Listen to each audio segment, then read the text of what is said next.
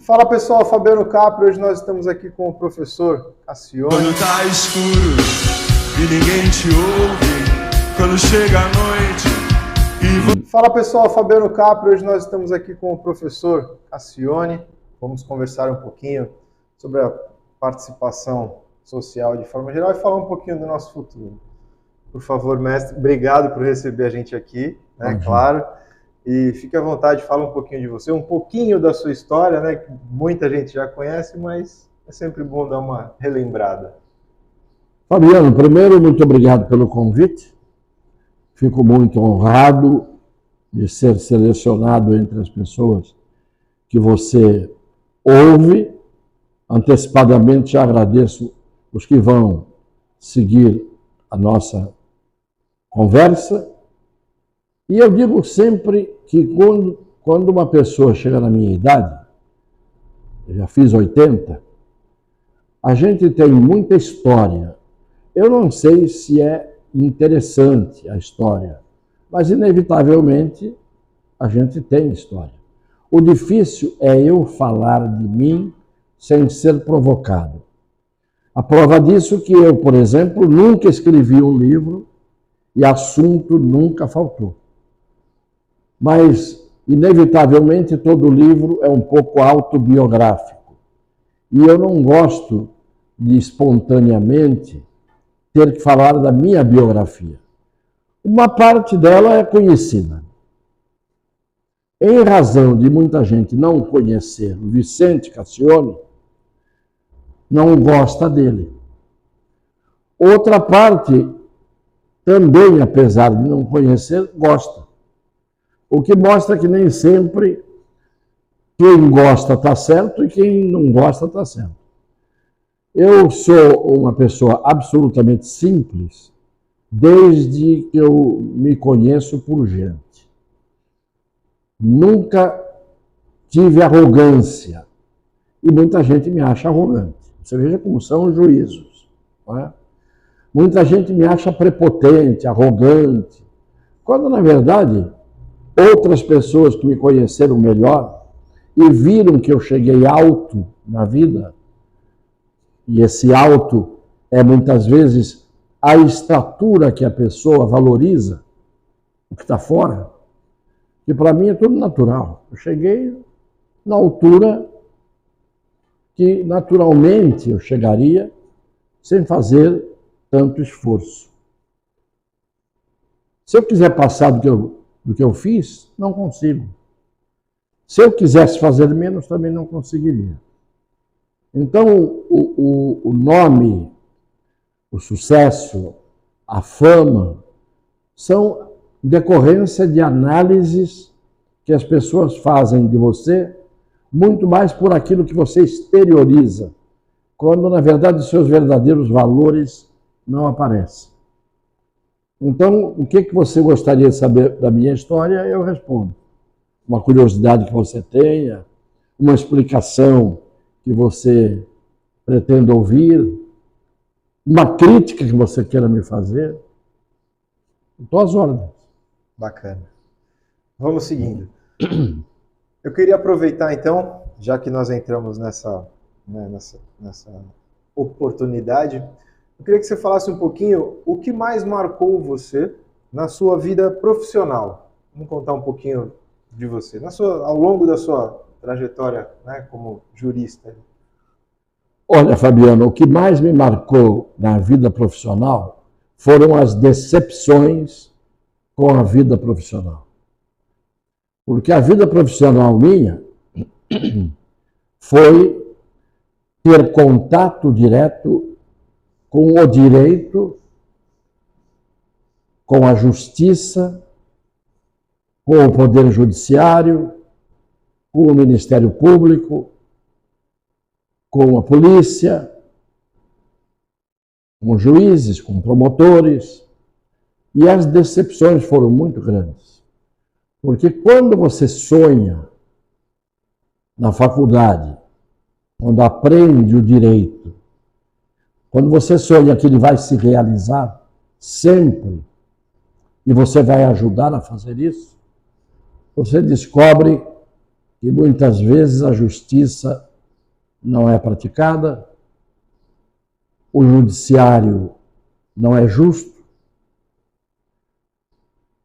os detentores dos cargos vão no alto juízo que vai da imortalidade que eles pensam ter, até uma grandeza, uma altitude que eles jamais poderão alcançar. Há exceções? Claro que sim. Conheci grandes juízes, grandes promotores, grandes advogados, em suma. Mas, no geral, a decepção começa, às vezes, com os clientes, que são aqueles que te dão o ganha-pão. Há muitos clientes que são gratos, reconhecidos e que você não esquece. Lembra do rosto deles, da maneira deles serem, a vida toda. E há outros que você não lembra nem que eles foram seus clientes, porque não é fácil o relacionamento humano. No fundo, eu estou falando da convivência e do relacionamento humano. Eu queria ser médico, 2 meses antes desisti de prestar o vestibular para medicina e acabei indo fazer direito, porque em Santos não tinha faculdade de medicina, eu não queria sair daqui. Fui fazer direito, procurei fazer direito, o direito, mas depois fui ensiná-lo. E aí eu vi que muita gente aprendeu o pouco que eu sabia e muita gente não aprendeu nem o pouco que eu sabia. E por isso desisti, depois de 40 anos, bastante tempo, de ser professor. Exatamente por quê? Porque você vê o aluno trocar a sua informação pela latinha de cerveja do bar da esquina que ele tem na mão, enquanto conversa banalidades filosóficas com seus colegas. Então, você não vai ficar perdendo tempo dando pérola aos porcos. Tive excelentes alunos, tenho ex-alunos que já chegaram no STJ, no Superior Tribunal de Justiça. Graças a Deus, nenhum ainda chegou ao Supremo Tribunal Federal, para eu não ter a decepção de que eles pudessem estar fazendo o que fazem os atuais ministros do Supremo. Mas é isso. O que mais me marcou foi a decepção. Houve alegria? Houve. Houve satisfação em vários momentos? Sim. Mas o que marcou foi aquilo que eu não esperava que houvesse. E que me decepcionou, porque, na verdade, há e deve ter havido sempre, desde que o mundo é mundo. O homem, infelizmente, tem os seus defeitos e tem gente que todo dia diz assim, não, nós vamos ter um mundo melhor. Para isso precisaria melhorar a matéria-prima. E a matéria-prima humana mostrou que desde que a história está registrada, há mais de 5.000 anos, pouco mais, o ser humano tem virtudes, tem atitudes sublimes, tem, mas do mesmo jeito que ele é capaz de atingir a sublimação, nenhum outro, para ficar só nos mamíferos vertebrados, nenhum comete os atos torpes e ignominiosos que os seres humanos cometem. Então, com essa matéria-prima, você tem que ter, evidentemente, alegrias e tristezas na convivência e no relacionamento. Bacana. Professor, entrando um pouquinho, né, na temática de participação, Como você enxerga a condição atual, né, da participação, na verdade, né, essa falta de participação de forma geral? Eu queria ouvir um pouquinho de você. A participação de geral, né, uma reunião de síndico, um conselho, uma organização social, enfim, um sindicato. Qual o seu ponto de vista dessa situação de participações? Todos os grupos humanos dizem que o homem é um ser grupal e é um ser gregário. Isso a gente aprende, a primeira vez que eu ouvi isso foi no primeiro ano da faculdade. O homem é um ser grupal e um ser gregário. Eu vejo nos elefantes esta virtude, ou esta qualidade, muito mais acentuada do que nos seres humanos. Estou dando só o exemplo dos elefantes, podia dar dos cães, podia dar dos golfinhos, não pararia mais. O ser grupal que o homem é, na verdade, tem uma força centrífuga e faz o sentido oposto. Ele é um ser grupal por interesse, às vezes para poder sobreviver. Mas ele tem uma força centrífuga, ao contrário da centrípeta, que faz com que ele tenda a ir participar do grupo. Ele tem uma força centrífuga, e hoje, mais do que nunca, que são ciclos históricos, em que ele não é grupal e gregário, ele é egoísta, ele é egocêntrico, ele olha para o seu próprio umbigo, ele não sabe conviver, tanto que a arte da convivência é mais difícil do que a arte da sobrevivência. É mais fácil você lutar para sobreviver do que lutar para conviver bem. Porque os atritos, os conflitos, cada vez estão mais acentuados hoje em dia. Tá? Principalmente nos tempos modernos, na chamada pós-modernidade, que para mim é uma palavra obscena. Pós-verdade é outra coisa obscena. Não existe pós-verdade. Se é pós-verdade, passou a ser outra coisa que não verdade. Metaverso, essas coisas que inventam por aí, e que é o apelido que se dá. Pós-verdade é o apelido que se dá à mentira, para deixar a mentira um pouco mais dourada. Então, eu digo que o homem tem dificuldade de convivência e, por isso, ele se afasta, quando pode, dos seus, entre aspas, semelhantes, que são tão diferentes, muitas vezes. Os nossos semelhantes são muito diferentes. Mas, além de tudo, há uma má vontade de participação, porque a participação solidária, a participação a qual o homem se obriga, é uma participação que dá trabalho. Hoje o mundo vive em torno do hedonismo. O hedonismo é o culto ao prazer. Isso é o hedonismo. Então o sujeito ir numa reunião de condomínio, para ouvir lá os condôminos lavarem roupa, falarem dos problemas do prédio, às vezes se queixarem de um e de outro, arranjar soluções, que na verdade são soluções comuns para todos. O sujeito prefere dizer eles que decidam. Mas depois que decidirem, decidiram errado. Se eu estivesse lá, eu não decidiria dessa maneira.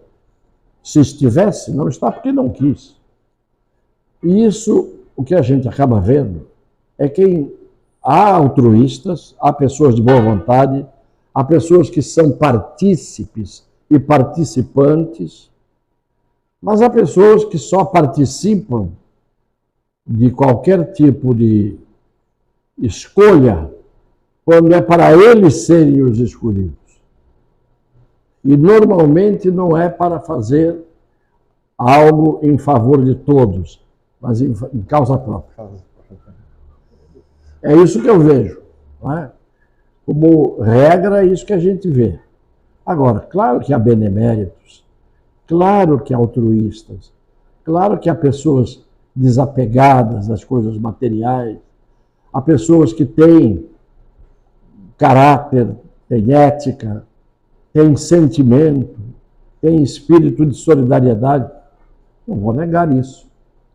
Mas cada vez são mais raros, ou pelo menos estão cada vez mais travados, porque eu acabei de dizer, está difícil você hoje enfiar os dois pés numa canoa, porque você não sabe se aquela canoa foi feita para virar com você dentro.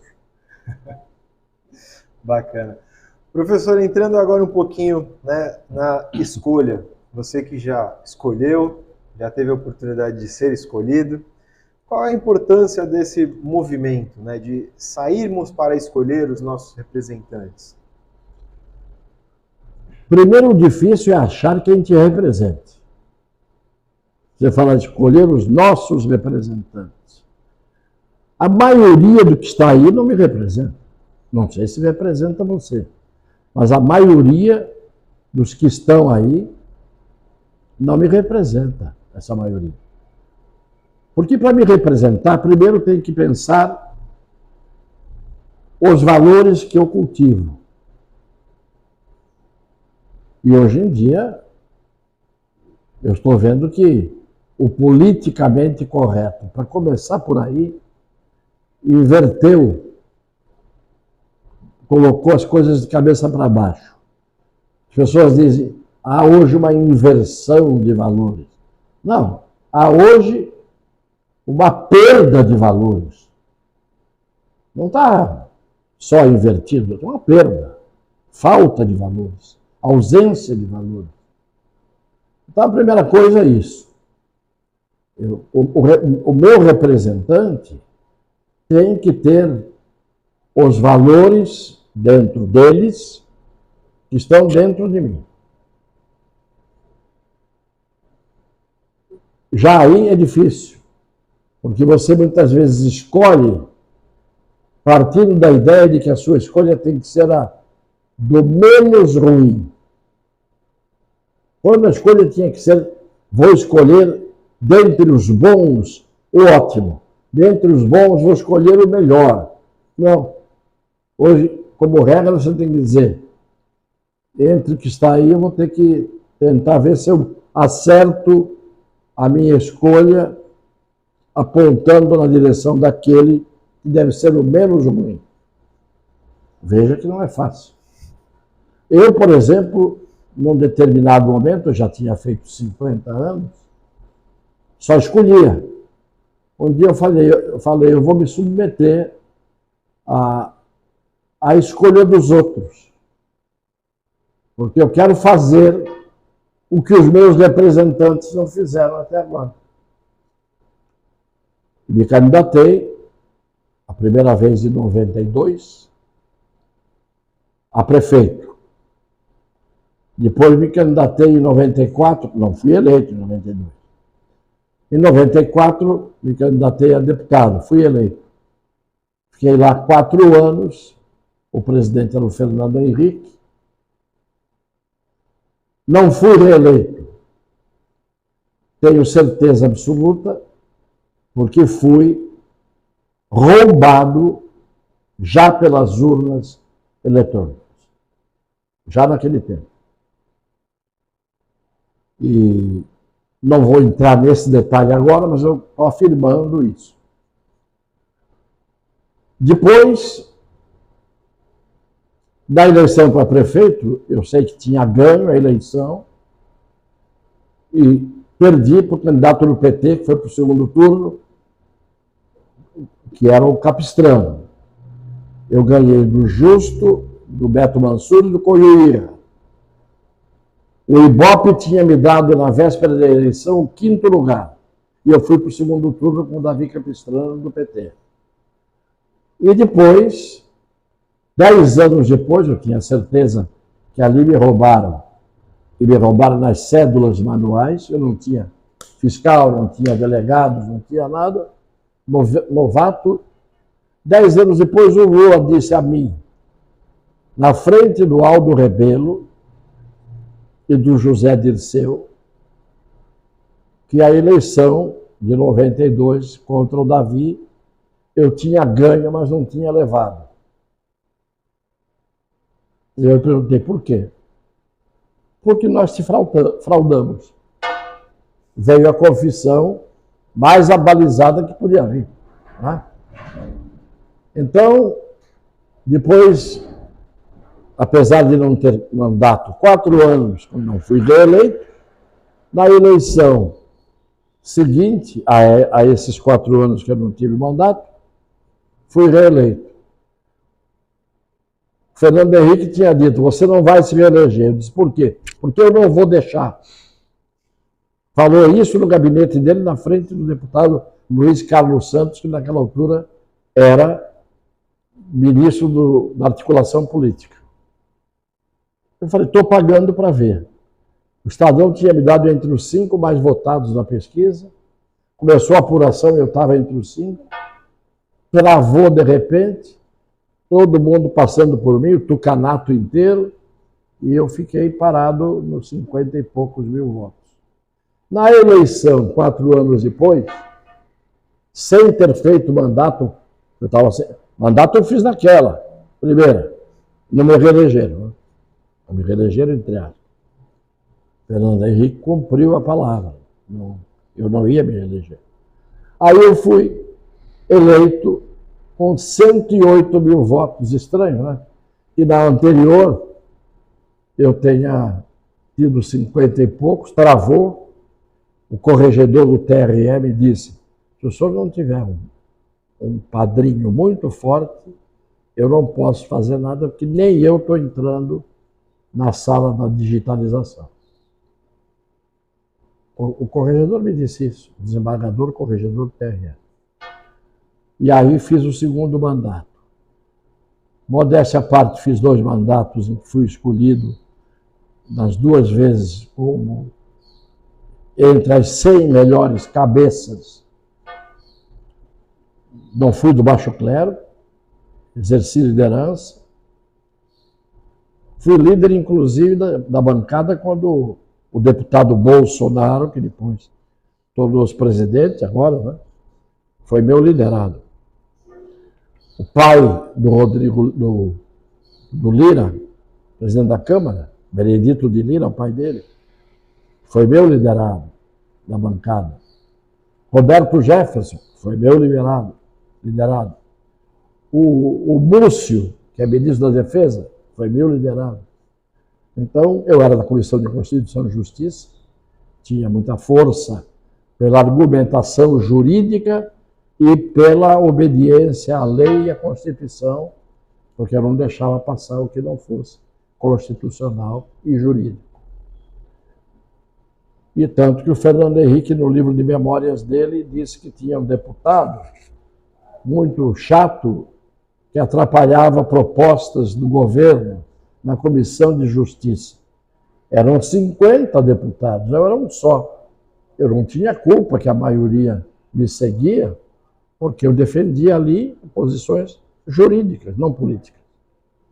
Mas ele nunca me esqueceu. Então, até nas memórias dele, no primeiro volume, ele me cita nominalmente. E depois não fui eleito mais nada. Eu sempre digo que eu sou um cara que tenho a honra de ter disputado 8 eleições e perdi 6. Para prefeito e para deputado. Por que eu tenho a honra? Porque eu pus a cara para bater todas as vezes. E eu tenho autoridade moral para falar, porque eu não fiquei criticando de fora. Eu expus a minha pessoa. Eu me expus. Me escolheram 2 vezes, 2 vezes me desescolheram, e as outras eu perdi mesmo. Porque só para prefeito eu disputei acho que 4 eleições. E a cidade de Santos pelo jeito, não vai muito comigo e acha que eu não represento a maioria aqui. Porque perdi. Não vou contar para o Davi que o Lula explicou o que aconteceu. Mas perdi para o Papa, perdi para o Beto Mansur, perdi até para o Rogério Santos. Que as pessoas hoje nem sabem o nome do prefeito. Muita gente não sabe quem é o prefeito de Santos. Então, eu devo ser ruim. Eu não sou um bom representante, na opinião dessa maioria. Compensação, eu não vejo a cidade, desde a minha primeira candidatura até hoje, eu não vi ela evoluir. Não vi. Vi a Praia Grande evoluir, muito. Vou dar um exemplo. E outras cidades do interior. Aqui, a única coisa que não piora é a beleza do Oceano Atlântico, das nossas areias e do nosso jardim. O jardim foram os homens que fizeram, mas o Oceano Atlântico e as areias foi Deus. Mas tem prefeito que diz que foi ele que fez. Vamos lá. Entrando agora um pouquinho, né, do outro lado, também gosto de escutar. Qual é o impacto quando nós não fazemos parte da escolha? De forma geral. Não, eu não sei porque eu sempre participo. Eu sempre votei. Sempre vou às reuniões de condomínio. Quando morei em casa, não. Mas quando morei em apartamento, sempre fui às reuniões de condomínio. Para procurar melhorar o lugar em que todos moram. Eu também. Sempre votei nas eleições, por exemplo, do Conselho Tutelar, que eu acho que está longe de cumprir o seu dever como ideal. Tem muita gente boa, mas tem gente que disputa o cargo no Conselho Tutelar porque é remunerado. Eu acho que para você cuidar, fazendo parte de um Conselho Tutelar, você tem que primeiro saber cuidar dos pais e depois dos filhos. Porque cuidar de criança, proteger a criança, não é apenas aplicar cegamente o Estatuto da Criança e do Adolescente. E muita gente nem isso faz. Mas muitas vezes o maior trabalho que tem o Conselho Tutelar é no diálogo com o pai e com a mãe. Porque tem muita gente que sabe dar à luz, parir, ter filhos, que é uma coisa muito simples, né? O difícil é edificar o ser humano, criar o ser humano, construir o ser humano. E o Conselho Tutelar tem que ter gente que esteja à altura de poder falar com o pai, com a mãe, com a família, como tem que ser, e cuidar da criança como tem que ser. Estou com um caso atualmente no direito de família, em que um conselheiro tutelar não é capaz, talvez, de assentar tijolos para fazer uma parede. Que não tem a sensibilidade de admirar como é bonito você ver uma construção tijolo por tijolo sendo levantada por você, essa construção. Se ele não sabe isso, vai saber exercer o seu ministério cuidando de gente. Mas eu voto. E as pessoas às vezes não sabem.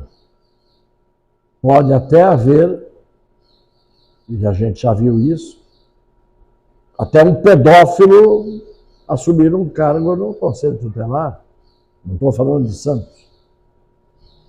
Mas como é que você vai adivinhar? Muitas vezes são nomes que você não tem referência. Mas tem que participar. Eu posso não votar. Tenho idade suficiente há bastante tempo para não votar. Não deixo de votar. Porque, pelo menos, no que depende de mim, e eu que procuro sempre estar atualizado, e principalmente eu que conheço a maioria dessas figuras que estão aí na órbita do poder ou dentro dele, eu tenho condição apenas não de fazer a crítica, construtiva para uns, negativa para outros, como elogiosa ou pejorativa, como também conheço muitos e faço o possível para ajudar os outros a não escolherem prestando testemunho do meu conhecimento. Mas a participação é fundamental. Sociedade omissa. Eu vi um filme, quando era criança, de uma mulher que foi assaltada no elevador de um prédio, agredida, e ela sai rastejando e vai até a calçada. O filme era passado em Nova York. As pessoas passavam na rua e ela deitada ali, ninguém parava. Falei, isso só em filme de cinema, né? Hoje você tem isso acontecendo em toda parte. Então, é um tempo difícil. Nós estamos vivendo... Na minha existência, eu vivi 9 décadas quase. Nasci no começo da década de 40. No meio da guerra mundial, da Segunda Guerra. Estamos hoje em 2023, 9 décadas eu vivi. É o pior tempo que eu vejo o mundo atravessar desde que eu me conheço por gente. E vai piorar. Por que que vai piorar? Exatamente porque as crianças estão nascendo e não estão tendo primeiro infância,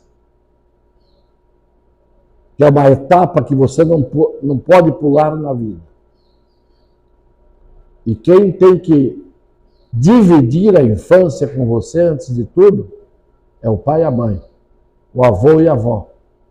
A família tem que dividir a infância.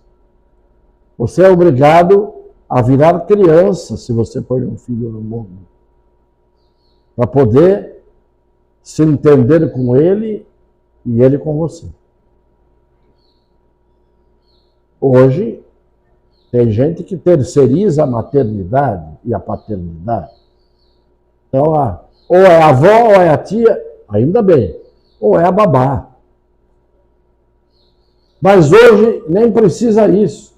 Dá um eletrônico na mão da criança, ela se fecha naquele mundo virtual, em que não há seres vivos, reais, e é com esse mundo virtual e com quem ela não fala, ela vai conviver. Aí vai para a escola, estranha totalmente os professores. Mas o pior é que os professores de hoje, muitos, já fizeram parcialmente parte dessa geração. Vamos lá, vamos entrar agora um pouquinho, né, nesse tema aí, falando um pouquinho da criança, como, né, você já antecipou aí e contou um pouquinho. Nós temos uma eleição que é uma eleição voluntária, uma eleição eletiva, né, não é obrigatória efetivamente, que é a do Conselho, né, como você deu alguns exemplos. Sendo uma eleição, né, até que se chegue à votação com tantos, né, passos, né, comprovação de documentação, prova escrita, prova oral, agora teve uma atualização, pelo menos aqui na nossa cidade, de teste psicológico, né, onde você tem a oportunidade de escolher mais de uma pessoa, né, aqui em Santos você pode escolher 3, temos aí essa oportunidade de, né, não é o mesmo local de votação, isso acaba causando alguns transtornos, por um lado, por outro lado é bom que você acaba encontrando outras pessoas que você às vezes não via, mas enfim. O que você, né, nesse cenário todo, de tamanha importância, essa eleição especificamente ser uma eleição eletiva, não ser uma eleição obrigatória como as outras? Qual o seu ponto de vista nessa situação do voto facultativo nesse pleito? Bom, eu sou a favor do voto facultativo em todas as eleições, até para que a gente tenha o castigo que merece quando não vota. Verdade. Porque tanto faz você não votar, como votar escolhendo mal, é a mesma coisa. Você está contribuindo para fazer o pior. Você é um partícipe pela omissão. Você tem crimes de omissão. A omissão de socorro é um exemplo. Você não faz nada, quando na verdade tinha que socorrer. Se omitiu, equivale a uma ação. Mesma coisa as eleições. Hoje eu acho que com o fenômeno Jair Bolsonaro, há uma grande parte da população que despertou para a política. Coisa que não existia. Você nunca viu na vida, no curso de um mandato, um presidente da República colocar tanta gente nas ruas como ele colocou. E veja, os presidentes que colocaram gente na rua foram poucos, mas depois de mortos. Foi o caso do Getúlio, que foi um dos maiores funerais em quantidade de gente que eu vi acontecer no Brasil. Ayrton Senna. Mas ele punha muita gente. E muita gente acabou se conscientizando de que tem que ter participação na vida política. Porque não adianta você dizer que você não quer participar da política. Você está com água até o pescoço no mar e você diz assim, eu não quero entrar no mar. Mas não adianta, o mar já está com água pelo pescoço de você. Então não tem jeito, faz parte da vida a política. Dela depende tudo que ocorre na sociedade. Seja na micro-sociedade, que é uma família, até na macro-sociedade, que é uma nação. Então não adianta as pessoas se furtarem. Agora, por que algumas se furtam? Porque dizem, não adianta. Eu vou lá, voto e sempre tenho uma decepção. Não vou mais. Então fica aquela tese. Você sempre se decepcionou.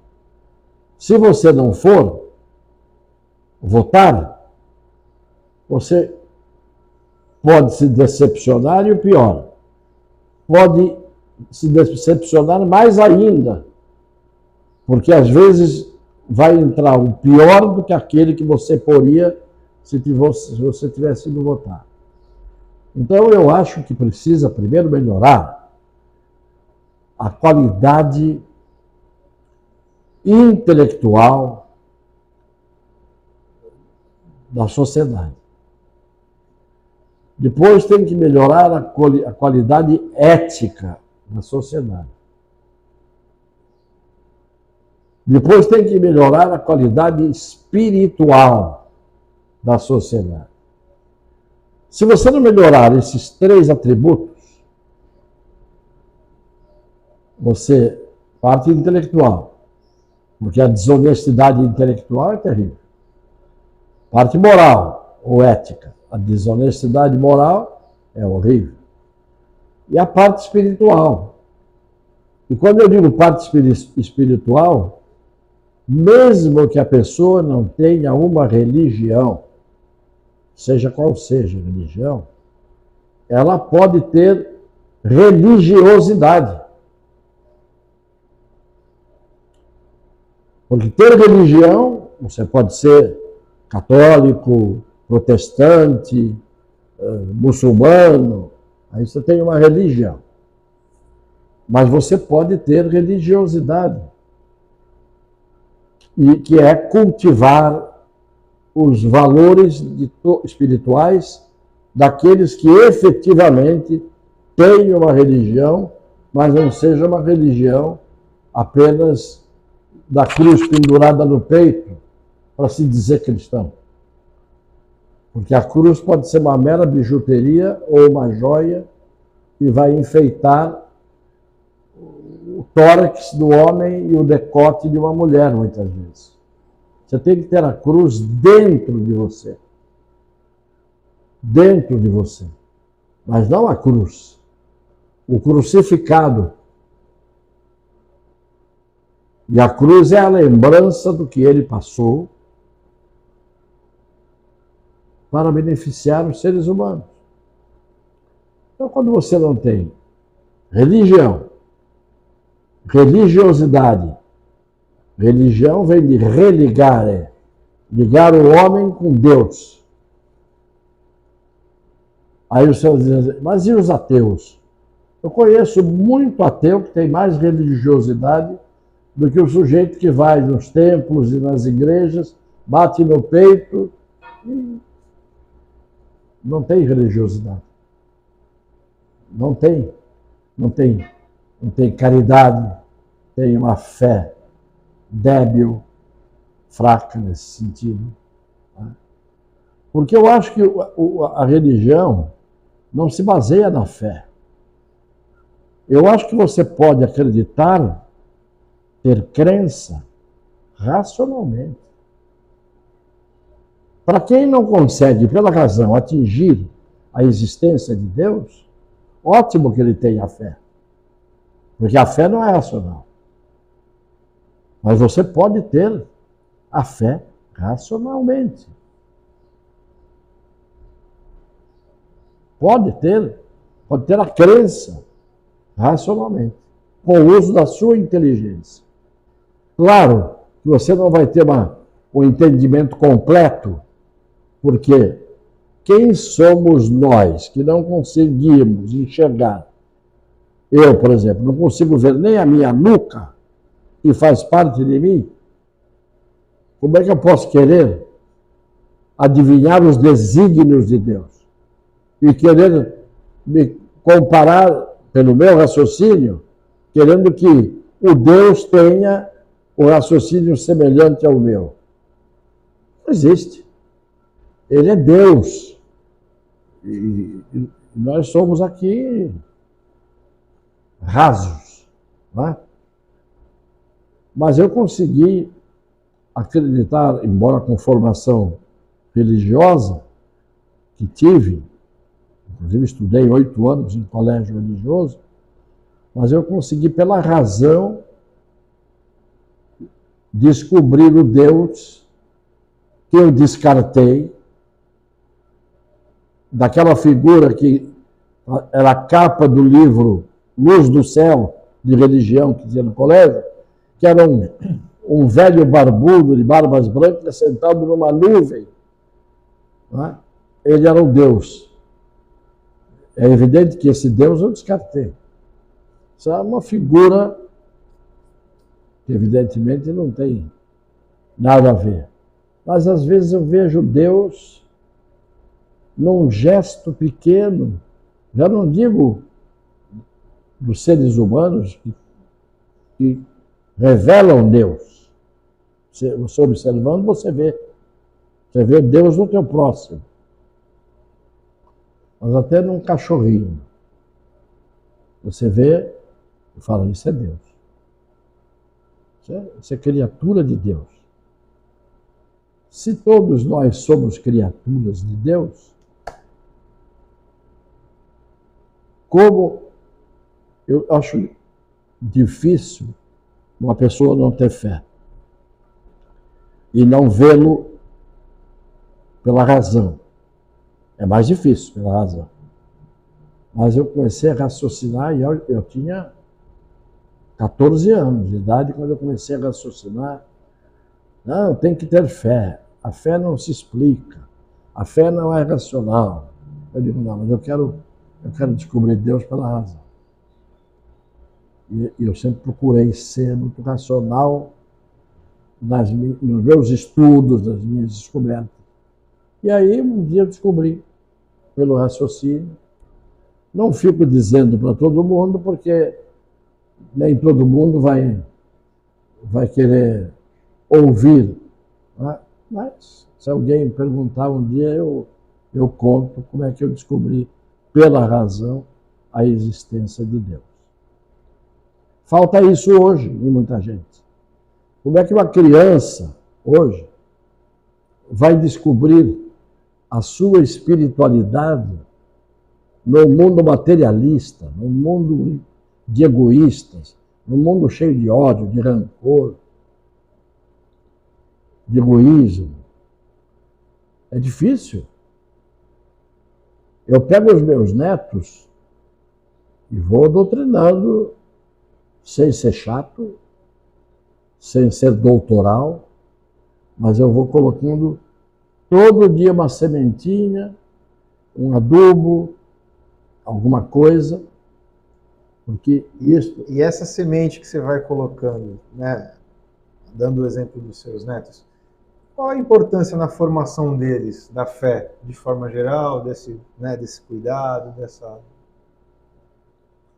desse cenário de, né, falando de algo maior? Eles, no mínimo, eles estão vacinados, não com a vacina da Pfizer, estão vacinados contra o mundo externo que leva para outro lado, para outros valores. Né?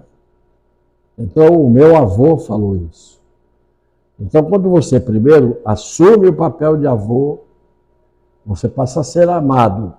E como você é amado, você é ouvido. E aí funciona. Professor, entrando um pouquinho, né, agora, numa outra formação da criança, né? Qual a importância na formação dela, ela fazer uma atividade fora de casa, né? Seja um futebol, seja alguma outra atividade? O esporte, eu acho importantíssimo. Atividade, porque o esporte imita a vida. O esporte você tem que ganhar do adversário e às vezes o adversário é você mesmo. Então o esporte é fundamental. O estudo também é. Mas hoje há uma deficiência no ensino em geral. Há bons colégios, bons professores, mas há hoje professores doutrinadores ideológicos que ficam pegando covardemente, traiçoeiramente, crianças e incutindo nelas valores e fórmulas que elas não deveriam estar submetidas a isso. Amanhã, mais cedo ou mais tarde, cada um envereda pelo caminho que quiser. Mas você pegar uma criança e começar a distorcer fatos, a dar uma visão unilateral das coisas. Você quer falar de marxismo? Fala de marxismo. Sem indução, sem induzir.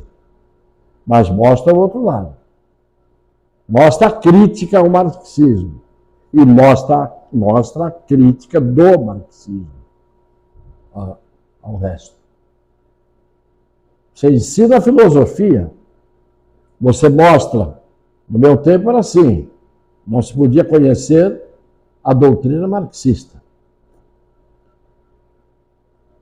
Não podia ler Schopenhauer, não podia ler Nietzsche. Havia autores malditos. Eu li todos. por minha conta. Li todos. Todos esses, estou dizendo. E de cada um, você extrai algum dado, alguma informação para a sua reflexão. Você pode dizer, não concordo com quase tudo, não concordo com quase tudo que tal filósofo diz. Você pega a escola de Frankfurt, Adorno, Habermas. Muito bem. Eles modernizaram a visão filosófica desde o Aristóteles. Mas leia Aristóteles, que ainda o Aristóteles ainda é um dos maiores filósofos de todos os tempos. Como São Tomás de Aquino. Por isso que é a filosofia aristotélico-tomista. Então você vai vendo que os grandes pensadores são os filósofos. Filósofo é o que pensa bem. Aprendeu a pensar, desenvolveu o pensamento, instruiu-se e pensa. O filósofo não é o Pondé, o Karnal e o Cortella. Esses são filósofos que eu chamo de daqueles livrinhos de bolso que falam para a televisão. Filósofo não é o decoreba, que vira coach e que vai falar nesse auditório, termina aplaudido de pé, no dia seguinte vai falar no outro auditório e diz exatamente as mesmas coisas com as mesmas palavras, porque ele decorou. Frases de efeito. Não, a filosofia é uma coisa que a gente faz sem sentido. Quando você está refletindo, quando você está pensando, quando você está buscando verdades que não estão claras e, portanto, você não sabe se são verdades, você é um filósofo. Agora, hoje o cara faz um curso de filosofia e se intitula filósofo. Se você fizer medicina, você é médico. Se você estudar ciências jurídicos sociais, você é um advogado, se passar no exame da OAB. Agora, se você estudar filosofia, você vira filósofo. Se você estudar psicologia, você é psicólogo. Tem psicólogo que é analfabeto. Então, é isso. As crianças de hoje estão recebendo muito pouco do que precisariam receber. E as famílias não estão ajudando nesse processo, porque as famílias estão vivendo também esse mundo moderno. Eu vejo um casal no restaurante, que são pai e mãe e alguns filhos que ficaram em casa, pequenos. Estão no restaurante, um está no celular do lado de cá, comendo, o outro do lado de lá, o casal está voltado para algo que não tem a ver com aquele momento. Não é? Com aquele momento. A palavra é essa. Então, é isso. Bacana. Professor, eu queria, fugindo um pouquinho, né, do nosso tema, ao longo da sua trajetória pública, eu queria que o senhor falasse algo que mais lhe marcou. Na trajetória pública foram todas as leis e todas as alterações constitucionais que eu ajudei a fazer, sustentando juridicamente aquilo, defendendo a ideia. Na Constituinte, eu não era deputado nem senador, eu fui chamado como assessor jurídico na Constituinte da comissão que fez o arcabouço da Constituição. E eu hoje tenho orgulho de ter na Constituição 14 artigos que os constituintes aprovaram que eu fiz. Eu fiz. Vou te dar um exemplo. O artigo 5º, inciso 10º da Constituição, que fala que são invioláveis a vida privada, a intimidade, a honra e a imagem das pessoas, respondendo pelos danos material e moral os autores da violação. Esse artigo, por exemplo, inteirinho, saiu da minha cabeça, foi para o esboço, venceu todos os obstáculos e foi aprovado e está na Constituição. Então, isto é fruto de um trabalho na vida pública. Que ali eu não era parlamentar, mas eu estava como jurista convidado. Né? Então, o mais importante que eu acho foi a minha contribuição do ponto de vista do direito para se fazer aquilo que é a missão do Congresso Nacional. Fazer leis. Essa é a missão. E não fazer o que faz o Rodrigo Pacheco. Isso é, nada. Para não dizer uma palavra feia no lugar. E na vida profissional, tive alguns casos que foram altamente gratificantes, uns tristes, mas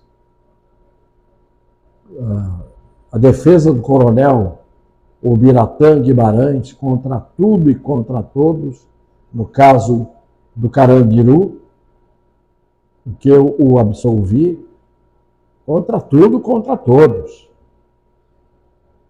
E isso foi uma vitória que naquele dia eu tinha que ter parado a minha profissão, porque eu tinha atingido o máximo. Um caso que eu cuidei, alguns casos em que eu atuei no estrangeiro, o caso da defesa da treinadora, da nadadora Renata Gondi, que morreu durante a travessia do Canal da Mancha, e eu fiz a defesa na França, com a autorização dos juízes franceses de primeiro grau e de segunda instância, que reconheceram que eu conhecia as leis francesas e falava o idioma, então deixaram eu advogar nesse caso. E foi nesse caso que eu conheci o melhor juiz de minha vida. Um juiz francês, presidente da corte de Douai, que deu uma aula do que seria um juiz ideal.